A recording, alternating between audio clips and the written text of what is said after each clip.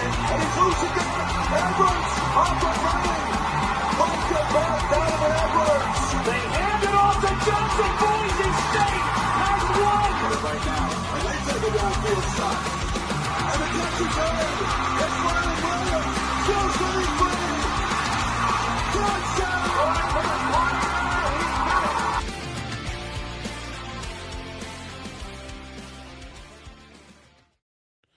Alrighty, guys, we are back. It is time for Baylor in the Big 12 previews, season previews of 2025. And guys, this team, they're looking for a Big 12 championship. They've got a lot of things going for them. Some may disagree. We'll talk about it here soon.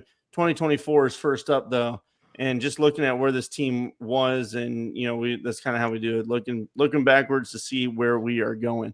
8-5 overall in the season. Some tough losses throughout. Utah, who was lackluster at the quarterback.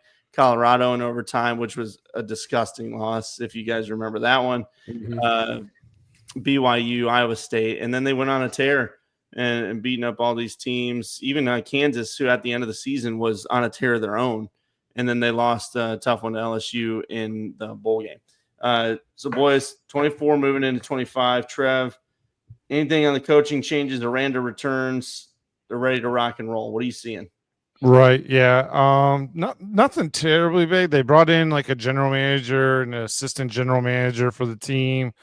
Position coaching changes. There's only two that I have on my notes, and it's outside linebacker coach Carson Hall, who was previously with Western Kentucky, and then Paul Gonzalez.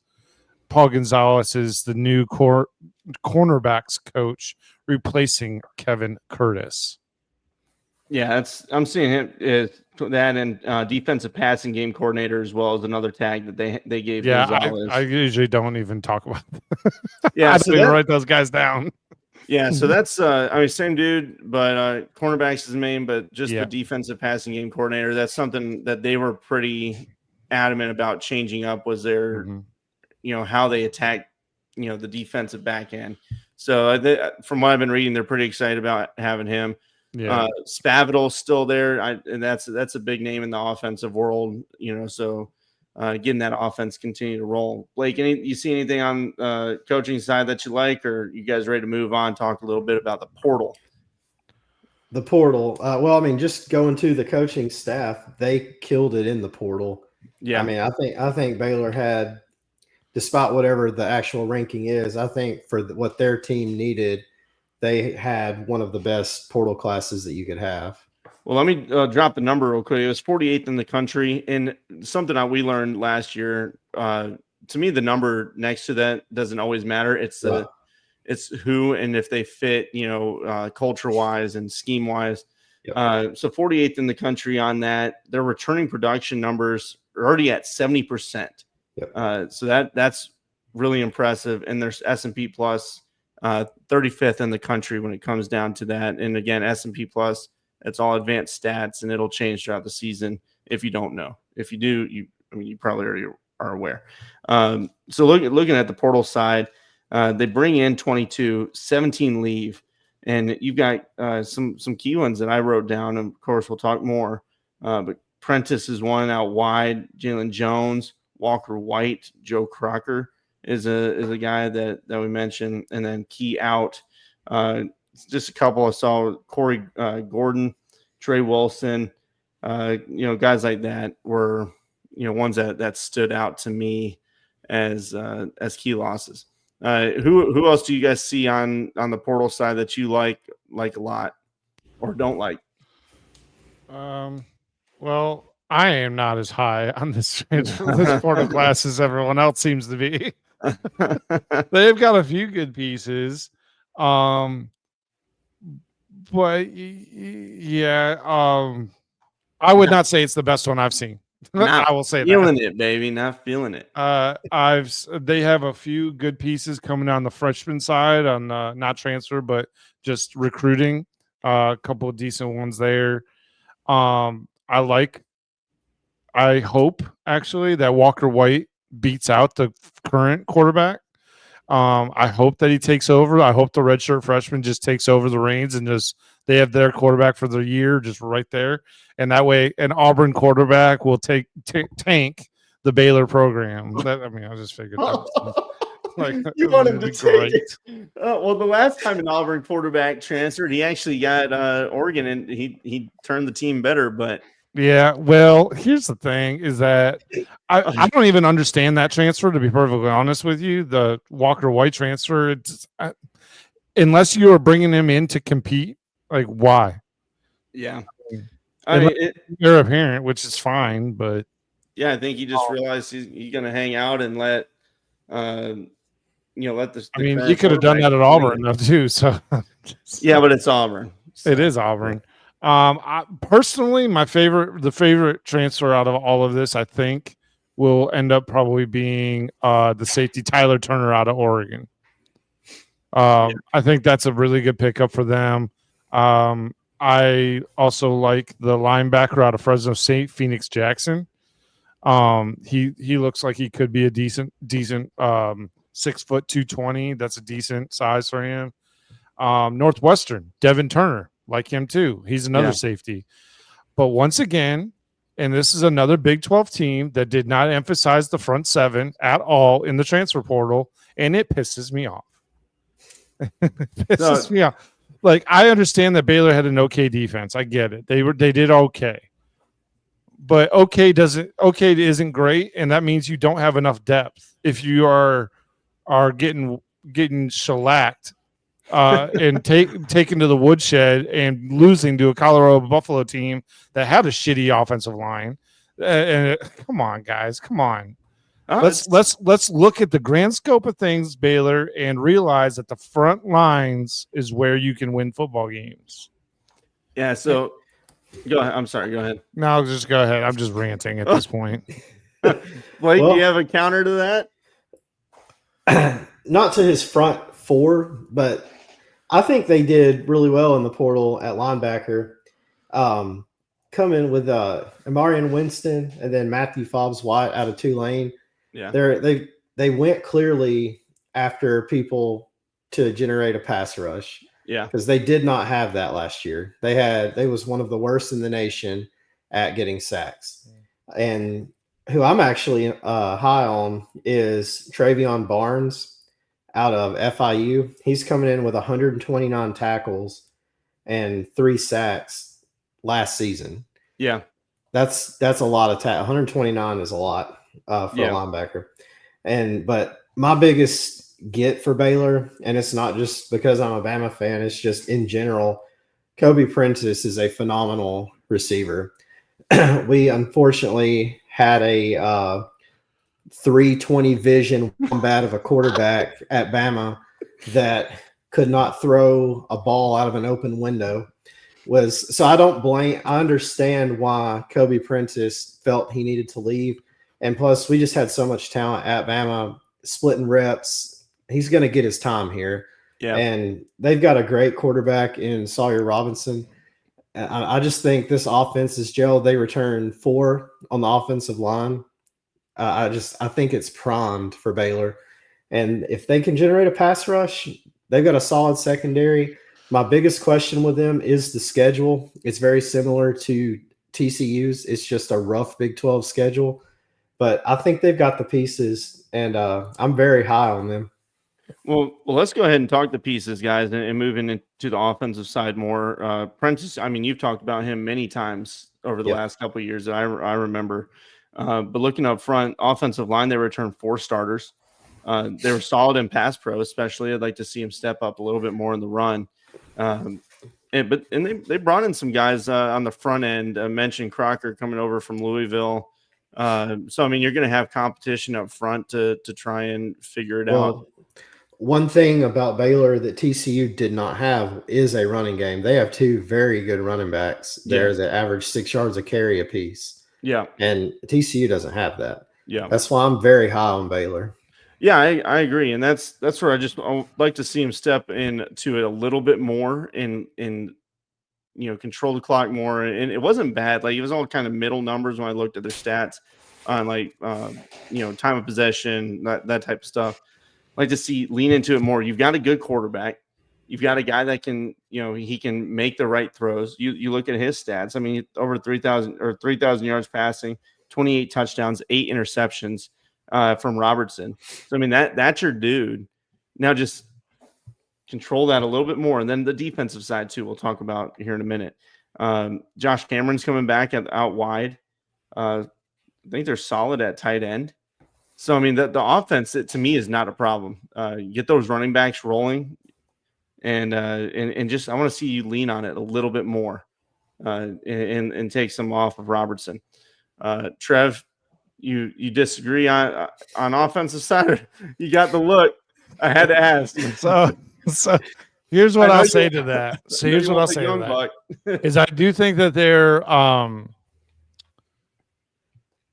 offensive line is pretty decent. I will give them that. However, the whole of the Big 12, most of the teams that we've covered, at least up to this point, have all done improvements minus TCU. TCU did not make any improvements. Whatever. Don't get me started.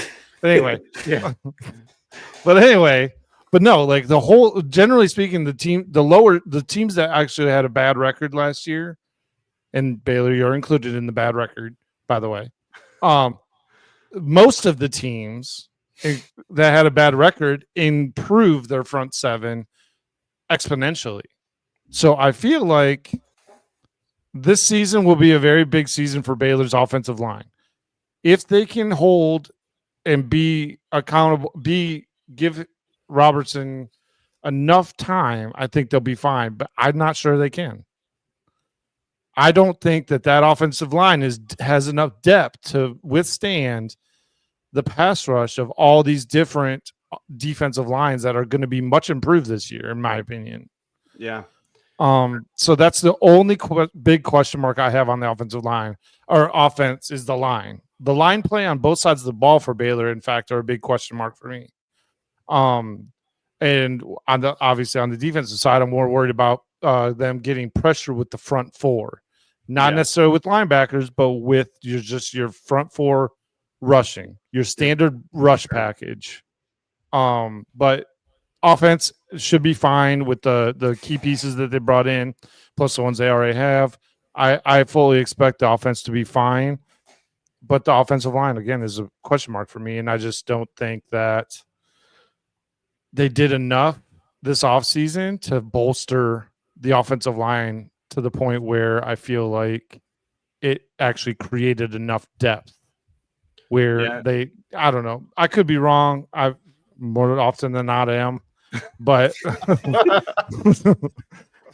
you just want to see maybe like a bigger name or somebody in the portal that no. I mean they brought in I count 3 offensive tackles, and they're decent size. One's from Louisville, one's from Michigan that I don't even recall his name. Yeah, he's buried in the chart. I don't. He was buried in the depth chart for sure. And then a kid from Arizona State that wasn't even he was a no-star coming out of high school. So I mean, we'll see. We'll see how the depth is, but we'll see. Yeah. All I can say is that we'll see. Is right now that's my biggest question marks are the both defense and offensive line and how they perform this season. Yeah, we'll see. And for me, it's veteran quarterback coming back. You've got a really good running backs. You mentioned Blake and Pendergrass, and then Washington, both guys that Washington was 1,000-yard back last year, but again, I'd like to see maybe more carries or more time possession, and then wide receiver. We'll see with the guys coming in, Prentice, and see what he can really step up. Yeah, Cole Wilson's also another one. Defensive side, we talked about it. Trevor, hey, this I want to see some more improvements, some depth. I want to see it actually come together. A couple of guys, Travion Barnes, Marion Winston, Fobbs White. Those are all guys that Blake mentioned. They look like edge type, but they also I think they can play in that linebacker role too. When 100%. You look at their weight, so I mean they're definitely trying. I think there to find that pass rush where can we improve? How do we get this team to the Big 12 title? Well, we got to do better on defense, like Trev mentioned too. Answer: you don't. And they like what they got. I'll tell you. And the defensive line to me, interior, I think is all right from what they have organically. Mm-hmm. It just depends. Do they take that leap? If they don't, then you might get some of the same shit you had last season. But taking a leap and more experience, we'll see. Defensive backside though, feels pretty good. Nothing crazy, but it should be a fine production from what they return. Again, they returned 70% production from last season, and that does include portal guys. But so a lot of guys with a lot of reps, but not all production is good production. We've talked about that with other teams too. So we'll see, guys. Anything else on defense? Yeah, so we'll see with them. I know I'm feeling pretty excited about this team myself, especially on the offense. Defense, I agree. I'd like to see it before I fully buy in, but I'm kind of close. Let's go look at this schedule here. Pulling up 2025. My bad. All right, so looking at it right out the gate, she's a doozy, and it Trevor's fan dream is a young buck coming over from Auburn to take over. Well, look who they play first. It's the Auburn Tigers, and it's in McLean. That statement was not just out of hand. I promise. I looked at the schedule before I made that statement. All right, because I was like, hey, listen, this man does not like the current quarterback. He wants Baylor to fail. I really am not. I think they should move on, honestly. But I'm a fan of the younger quarterbacks getting a shot. So I don't know. I think that what they got's going to do some work here. Auburn, it's going to be a night game. They just put it out. They're blacking out the Brazos River. Mm-hmm. What they said, blackout on the Brazos. So I was going to try to go to one of those games up there, but I don't know if I'll be able to. What's the over under for Baylor right now? I'm curious. Yeah, over unders at 7.5, and that's the thing about the Big 12 too. The highest over under in the entire Big 12 is 8.5. The lowest is like 5.5. So even Vegas doesn't know what the fuck's going to happen. It's wide open. It is wide open. Anyway, let's pull up 2025 schedule. You got Auburn first, and then SMU on the road. And then you go and get an easy one against Samford, and then you go and start playing, your Big 12 teams: Arizona State, Oklahoma State, K-State. Guys, what are you seeing on it? What are you feeling? So with this, I mean, you said 7.5 for Baylor. Yes. Okay. Yep. So this is what I'll say about that is I think I'm going to take the over on them, even though with everything I've said, and this is why. They only leave the state of Texas twice in the first 9 games that they have, or I guess you could say 10 weeks of the season. They only have to leave the state of Texas twice. Yeah. That's huge. I mean, travel-wise, that's huge. I mean, even though you're going from Waco to Dallas, I get it. It's still an away game, but still. I mean, it's a whole lot different than when you have to travel to Ohio. Yeah, that's fair. Or Arizona, for example. Even though Waco is probably closer to Arizona than it is to Houston or Dallas. I mean, yeah, I mean, Waco to Dallas is a really short, trek. Waco to Houston's a little longer. But it's still the thought still holds is that if you just look at the schedule as a whole, they travel outside the state of Texas 3 times. Yeah. And even for the Big 12 championship, they don't have to leave the state of Texas. Right. No, that's a fair point because you'll see a lot of teams, especially now with these new conferences, they're traveling all over the damn place. So I agree with you on that point. And they also miss Kansas State. They miss Kansas. Both Kansas teams are not on this schedule. They play Kansas. Yeah, hold on. I'm sorry, they do. You're right. Whatever. He's too busy hating, baby. They have them at home, and whatever. They're a forgettable team. It is what it is. Oh no! There it goes. They're a forgettable team. They will. That's anyway, getting clipped. But Trevor's already got Kansas written in as a Big 12 I've got one. Not so fast, my friend. They will. I think they will be 0-2 first 2 games of the season. They'll win Samford. They will probably beat Arizona State, but then they will lose against the Cowboys. Oh, man. And then if that happens, then I'm still going to take the over, but it's going to be close. I have got Baylor. I think they're a 10-win team this year. You're outside your fucking mind. He said, not so fast, my friend. Not so fast. Mind, dude. He's Give a losing man it. a fish, Blake's he'll eat losing for it. a day. You give him a cowboy hat, and he thinks he knows Too Baylor much football. protein for that son right there. Too much protein. It's messing with his brain. We love protein. I eat protein. Sorry, go ahead, Blake. No, I think they win 10 games. Auburn is a tough one. That's going to set the tone for the season. Yeah. They have as good a chance. I mean, what has Auburn done? They've got a lot of good players, just like a lot of other teams, and they have yet to live up to expectations under Hugh Freeze. Yeah. He's done nothing to me that says he's just going to walk in here and beat Baylor. And that is a shot at Auburn. The same could be said. Same could be said for Baylor's head coach. No, I mean, I agree. Yeah, I mean, he has not proven himself. He's not done a good enough job with a Baylor program that I feel like could be so good all the time.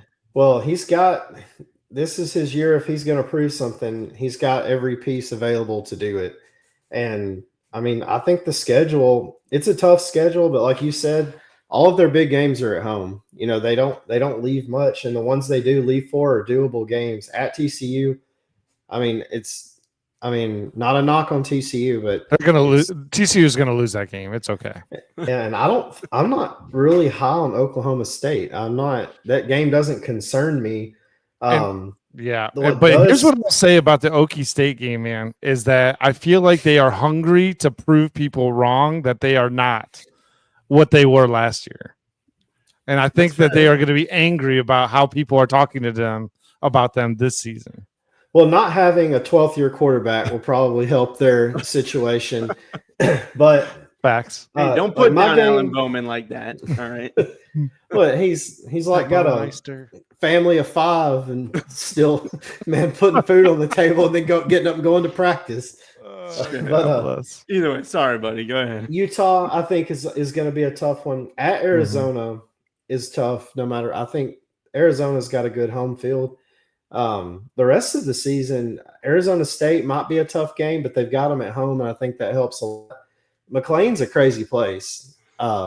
When they beat Oklahoma, I mean, that place was so loud I could not hear the announcers on TV.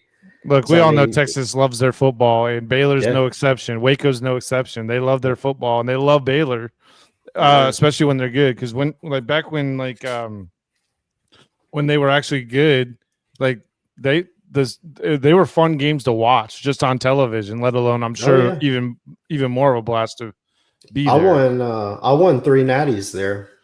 So, I mean, we've had Baylor rolling before. I mean, we've had. It's proven. This is a team. When you look simulations at prove it that it can be done. College football 25 now 26 coming up. You can do it. But you look at this team and where they've been, they had some good highs there, and then shit went down. 2017 they were 1-11. 2019 they were back to 11-3. So it's like they have these massive ebbs and flow. 2021, messed it. They were 11-2 again, something like that. I keep clicking on the wrong 12-2, excuse me. So you got all these, highs and lows, and then they've just kind of been middling. I feel like they're ready to freaking pop. And they've got the quarterback. What do we say? The 4 things: continuity of staff, returning production. I think they have that. They have veteran quarterback. So that's 3. And then the 4th, to me, to really lean into, like, are you a championship contender? It's schedule. And the schedule on this one, I agree, it's so hard throughout the Big 12 because the parity is so tight. We say it every episode. It's just they've got to start hot and they got to start fast. Auburn at home, getting them at home is huge. Going to play SMU. I mean, they just played for the ACC championship game last year. They made the playoffs. So, I mean, they've got momentum on recruiting and in the portal too. So you can't take these lightly. You just got to go out and knock it out of the park. We said over under 7.5. I'm going to take the over as well. I think they can contend for the Big 12 championship. There's some things that I'd like to see them, really, especially on defense. Trevor, I know I'm giving you an aneurysm here, but I think they're a team that can. When I look at what they have, they excite me. Can't believe I call you guys friends. This is ridiculous. So, well, we're sorry, Trevor. All right. God bless. Sorry. Oh my God. So Baylor, let us know what you guys are feeling, man. Let us know how you're probably thinking the same thing. Hey, Big 12 title or bust. And I mean, question is, if they don't get 10 wins, is he fired? Oh no! If they fall apart completely, I mean, I could see him. Well, what's fall apart? Is it just making it to 7 wins and just getting to the I want to lay you bowl? I'd say 6 unless he's hot seating. Yeah, I mean, it is time for him to do something. I mean, he what was it? He was 3-17 against FBS schools last year. I mean, yeah, it's been ugly at times, but then there's, like you said, to end the season. Yeah. Like to start 2024, they were like, okay, it's the same shit, different dance, Aranda's, whatever. But then they went on that tear. Yeah, they come on 6 straight wins and then, losing to LSU. So we'll see. We will see. Guys, what do you think? Tell us in the comments. Let us know if Trevor's off base or if we're, if he knows what the hell is going on, and we're the ones that are going to buy in to this Baylor squad like we did to Texas Tech a couple of years ago, and then we get burned in the ass. That was just you. It really was just you, buddy. You looked into that, but it was just you. And we did not. Who is we? No, I don't know. It was just me. Okay, well, all right. No, you're wrong. No, wait. I'm wrong. Do that every time you say we bought into Texas. With you, buddy. No problem. I'm just trying to be inclusive, okay? But whatever. Fuck it. Hey, thank you guys. Hope you have a great night. We'll talk to you later. See you guys. See ya. Subscribe.